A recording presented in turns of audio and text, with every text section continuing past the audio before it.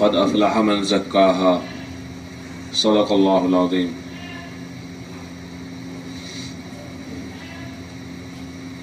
انسان کا جو نفس ہے اس کے اندر جہاں خیر ہے وہیں شر بھی ہے۔ انسان کے اندر دونوں مادے موجود ہے، اسی لیے انسان اچھا بھی ہے، انسان برا بھی ہے۔ بلکہ انسان جب اپنی برائی پر آ جاتا ہے تو پھر وہ جانوروں کو بھی پیچھے چھوڑ دیتا ہے۔ انسان اچھا بھی ہے اپنی اچھائیوں کے اعتبار سے، نیک کام کرنے کے اعتبار سے۔ انسان برا ہے بذات خود نہیں، وہ تو بہت اچھا ہے، اللہ تعالیٰ نے بڑی خوبیوں سے نوازا ہے اس کو، لیکن جب وہ برائیاں کرتا ہی رہتا ہے تو اپنی برائیوں کے اعتبار سے وہ برا ہے۔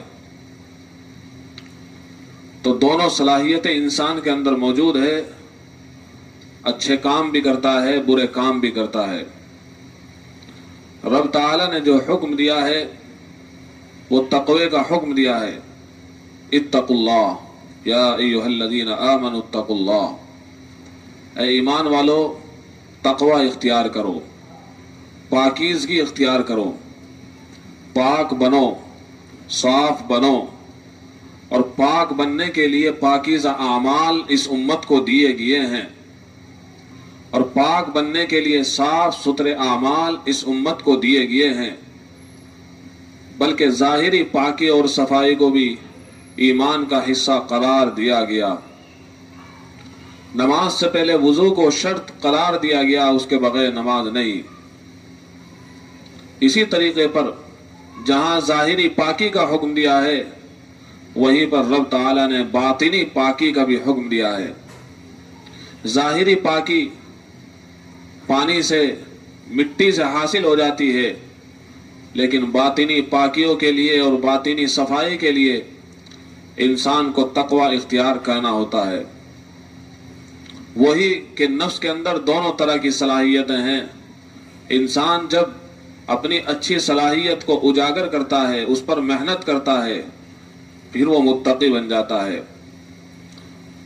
تقوی کی صلاحیت جب ابھرتی ہے وہ چمک جاتا ہے، اس لیے کہ اس کا دل صاف اور ستھرا ہو گیا ہے، اس لیے اس کی عادتوں سے پتہ چلے گا کہ وہ متقی ہے، نماز پڑھنے سے پتہ چلے گا کہ وہ متقی ہے، نظروں کی حفاظت کرنے سے پتہ چلے گا کہ وہ واقعتاً متقی ہے۔ جب یہ دل پاک صاف ستھرا ہو جاتا ہے پھر ایسا ہی ہو جاتا ہے۔ جب کوئی بندہ اللہ کا ہو جاتا ہے تو پھر وہ اللہ ہی کا ہو جاتا ہے۔ اسی لیے کہا گیا ہے اللہ کے بن کر زندگی گزارو، اور اللہ کے بن کر زندگی گزارنے کے لیے ضروری ہے اور لازم ہے کہ انسان اللہ تعالیٰ کے بتائے ہوئے احکامات کو اپنے اوپر لاگو کرے۔ وہ جو اللہ نے حکم دیا ہے نماز کا، وہ جو اللہ نے حکم دیا ہے زکوٰۃ کا، معاملات کی درستگی کا، اخلاق کی درستگی کا، عقائد کی درستگی کا، ان تمام احکامات کو اپنے اوپر نافذ کرے، اللہ کا بندہ ہو کر زندگی گزارے۔ اس لیے کہ غلام کی کوئی اپنی رائے نہیں ہوتی، بلکہ وہ مالک کے اشاروں پر چلتا ہے، مالک کے اشاروں پر بولتا ہے، مالک کے اشاروں پر دیکھتا ہے۔ کہاں رہو گے؟ جہاں مالک رکھے گا۔ کیا کھاؤ گے؟ جو مالک کھلائے گا۔ کہاں رہو گے؟ جہاں میرا مالک رکھے گا۔ کہ تمہاری بھی کوئی رائے ہے؟ غلام کی پکار یہ ہوتی ہے اگر میری اپنی کوئی رائے ہو پھر میں غلام نہیں ہوں۔ غلامی تو یہی ہے کہ میری کوئی رائے نہیں ہے، غلامی تو یہی ہے کہ اپنی کوئی چیز نہیں ہے، غلامی تو یہی ہے کہ اپنی کسی بھی چیز کو اپنی نہ سمجھے، یہ سب دیا ہوا ہے، اللہ کا دیا ہوا ہے۔ یہ جوانی اللہ کی دی ہوئی ہے، یہ زندگی اللہ کی دی ہوئی ہے، یہ زندگی اللہ کی دی ہوئی ہے، یہ امانت ہے۔ اسی لیے کہا گیا ہے اے بندہ رحمان اس امانت میں خیانت مت کر۔ आंखों को उन्हीं कामों के लिए इस्तेमाल कर जिनका तुझे हुक्म दिया गया है। अपनी जबान को वहीं लगा, अपने कानों को वहीं लगा, अपने दिल को वहीं लगा, अपने बदन को वहीं लगा।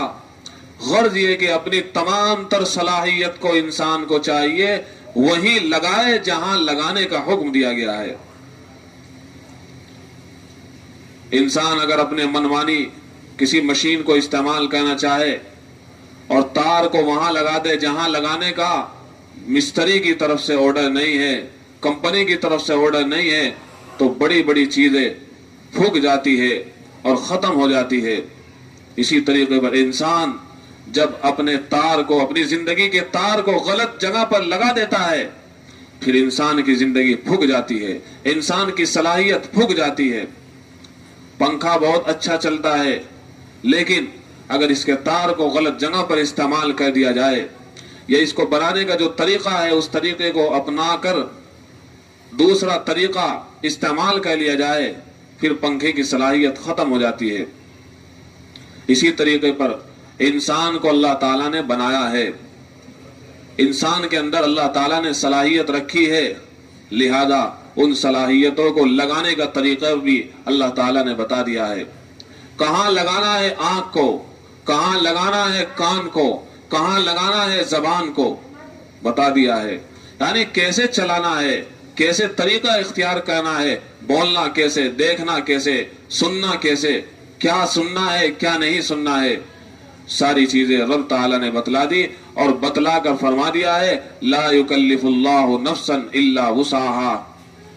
हम किसी नफ्स को इतना मुकल्लफ नहीं बनाते कि वो बोझ ना उठा सके, इतना ही मुकल्लफ बनाया है कि इंसान अल्लाह ताला के अहकामात को अपने ऊपर नाफिज कर सकता है। इंसान अफसोस में पड़ा हुआ है, मुश्किलात से दो चार है, डिप्रेशन का शिकार है, परेशानियों का शिकार है, बेचैनी का शिकार है। वजह उसकी यही है, उसने अपनी जिंदगी के तार गलत लगा दिए हैं।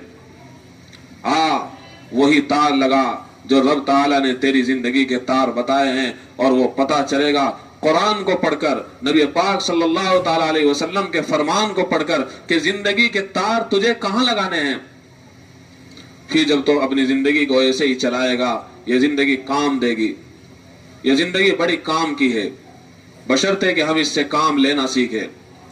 ये जिंदगी बहुत कामयाब है, बशर्ते कि हम इसको कामयाब बनाने की कोशिश करें। इंसान को चाहिए कि अपने नफ्स को सुधारे। कुरान पाक में रब ताला ने फरमा दिया क़द अफ़लह मन ज़क्काहा, कामयाब हो गया है वो इंसान जिसने अपने नफ्स को पाकीज़ा कर लिया। और अपने नफ्स को पाकीज़ा करने के लिए जरूरी है इंसान अपने आप को पाकीज़ा समझना छोड़ दे। इंसान के नेक बनने के लिए जरूरी है इंसान अपने आप को नेक समझना छोड़ दे। इंसान के नमाजी बनने के लिए जरूरी है इंसान अपने आप को अच्छा नमाजी समझना छोड़ दे।